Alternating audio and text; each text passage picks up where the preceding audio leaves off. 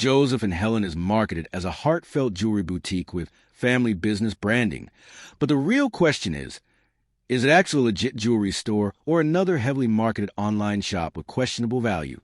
Now, to be fair, stores like this often do ship real jewelry products.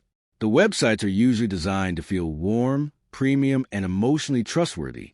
What it does well, the branding feels personal. Like many modern jewelry boutiques, Joseph and Helen appears to lean heavily into emotional storytelling and relationship-focused branding. The jewelry style is appealing. Minimalist necklaces, rings, bracelets, and gift-oriented jewelry remain very popular online. Where the concerns start, the family jewelry boutique image may be mostly marketing. This is the biggest red flag. Many online jewelry stores use emotional stories and husband and wife branding to create quick trust. Independent reputation appears limited. There is not much strong third-party history confirming Joseph and Helen as a long-established verified jewelry brand. Jewelry quality may not match expectations.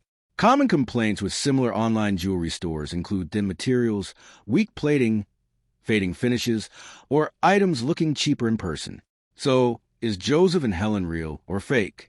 Short answer, probably a real e-commerce jewelry store, but with common boutique marketing warning signs. Thanks for watching. Don't forget to like and subscribe for more videos.